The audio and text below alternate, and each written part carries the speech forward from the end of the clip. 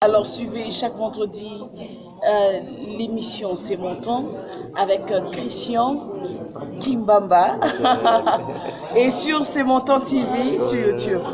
Dieu vous bénisse.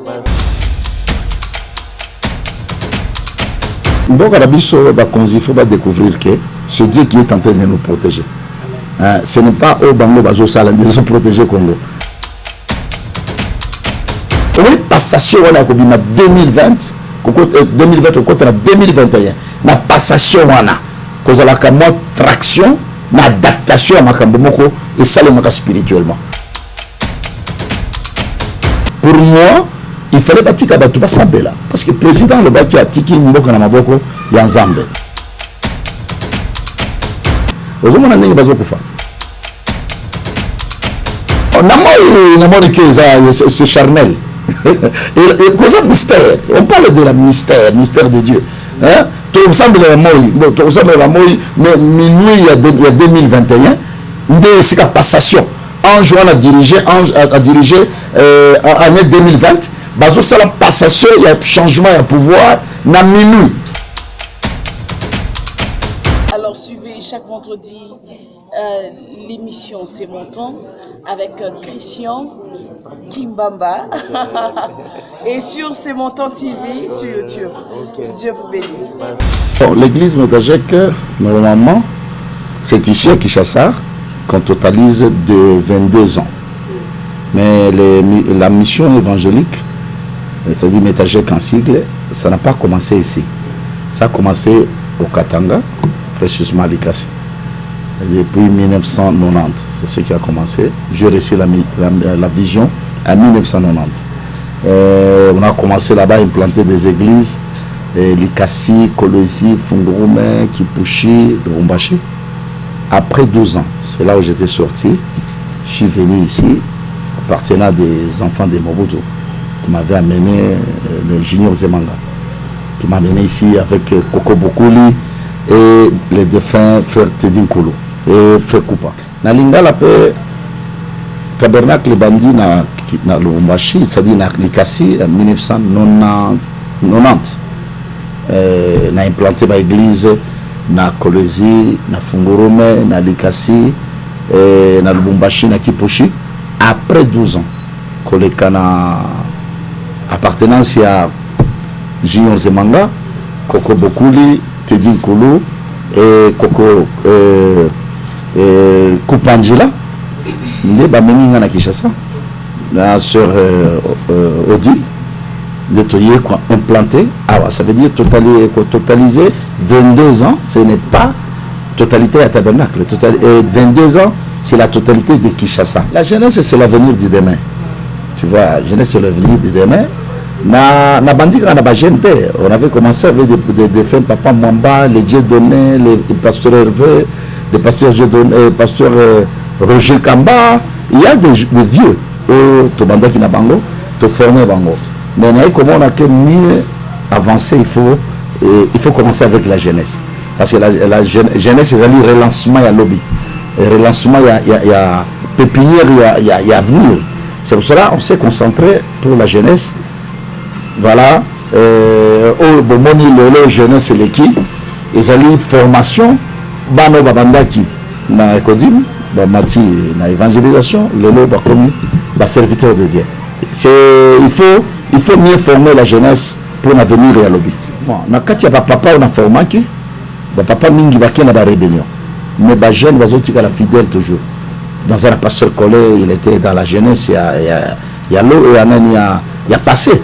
Et quand tu as un pasteur Eliezer, Azaki na la jeunesse, tu as un pasteur Kaminda, Azaki na jeunesse, c'est-à-dire les jeunes, ils ont la fidélité, ils ont kende malamu que les vieux. Les vieux, ils ont tout tika la bango, tout gérer bango église ensemble, mais les jeunes, ils ont l'esprit, ils ont s'épanouir. Bon, tu as eu inspiration na Montagne Prayer, il y a Uganda, et ce qu'on a Kendeki. N'a eu inspiration sur la destinée. La destinée, toujours Kabolango sur 3 parties. Destinée, destin, la prédestination et la destination. C'est-à-dire, dans le na 4 parties. Tout le but destiné ezali boulevard moko monene oyo moto azotambola na kati ya boulevard wana préparé par Dieu lui-même. Nzambe nde atrasaka destiné ya moto. Na kati ya destiné kozali obengi destin. C'est-à-dire okoki kozala destin na destiné ezali lokola programme ya Nzambe. Destin ezali calendrier ya Nzambe agenda ya Nzambe Nzambe atie na kati ya vie ya moto. Mais kozali sikoyo la prédestination. Prédestination ezali biloko Nzambe a préparé avant la fondation du monde.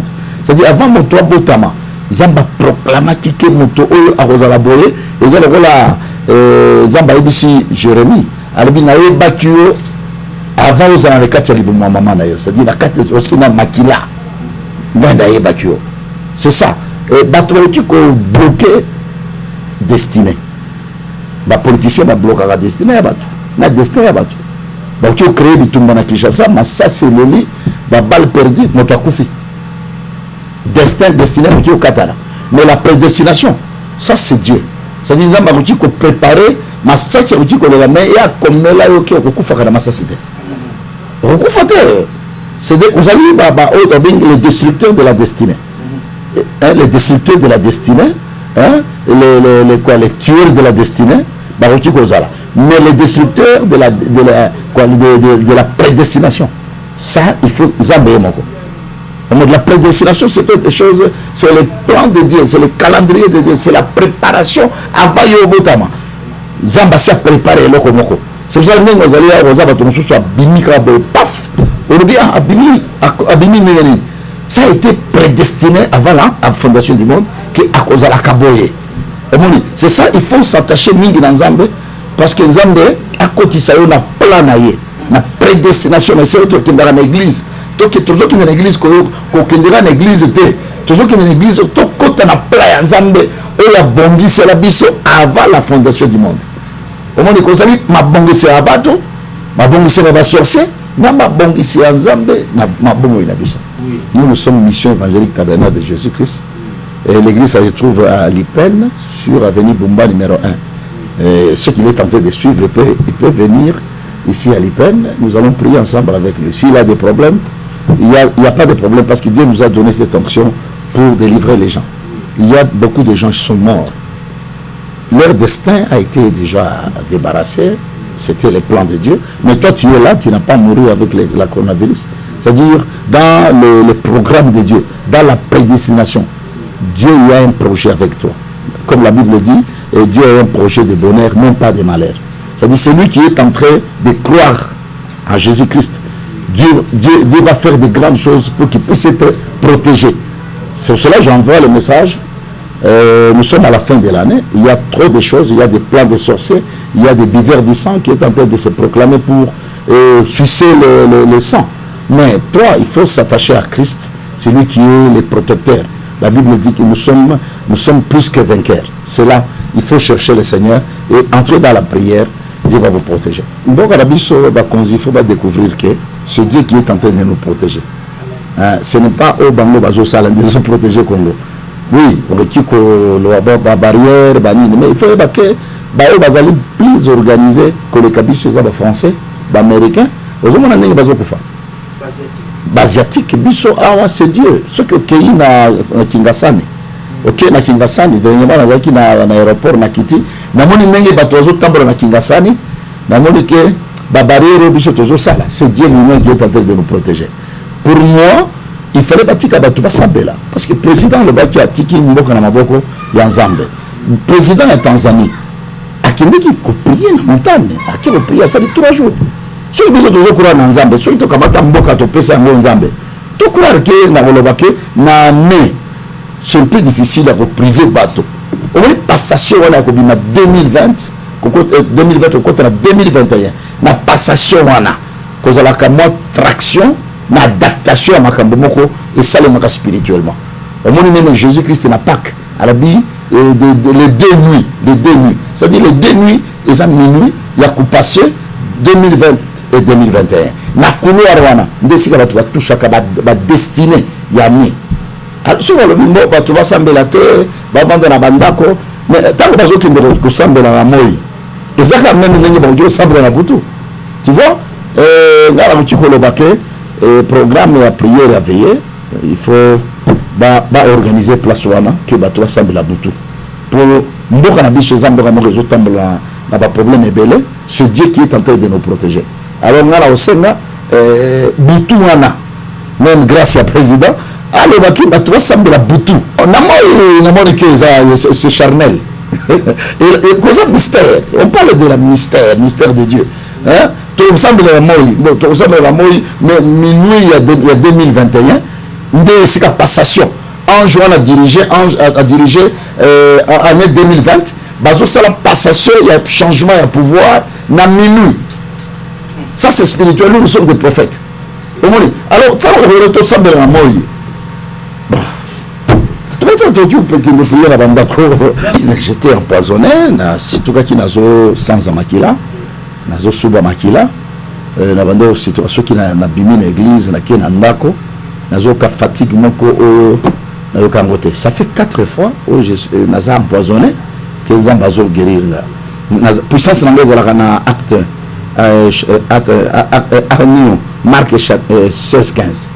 Marc 16-15 ce qui na tangi yango naza empoisonné je moko zamba bikisinga empoisonné les sous mais au empoisonnement aux un peu fort parce que vivre ça qui foi et musique foi est attaqué pour moi mais na prier zamba bikisinga naza en bonne santé na uti Lubumbashi na bimi na kero bénir mariage na Uganda peut to sali d'ici kalamingi église zo salema na Uganda na 22 ans ya Kinshasa et permettre biso to fungama to s'épanouir toki ko sala ba église Luxembourg, Belgique, France to buti bane belé en Afrique toza na ba bana biso na ba pasteur Colombia tozali na ba pasteur Josué les apôtres na Cameroun kalamingi te toza na Mali toza lisusu na Uganda kalamingi tozo démarrer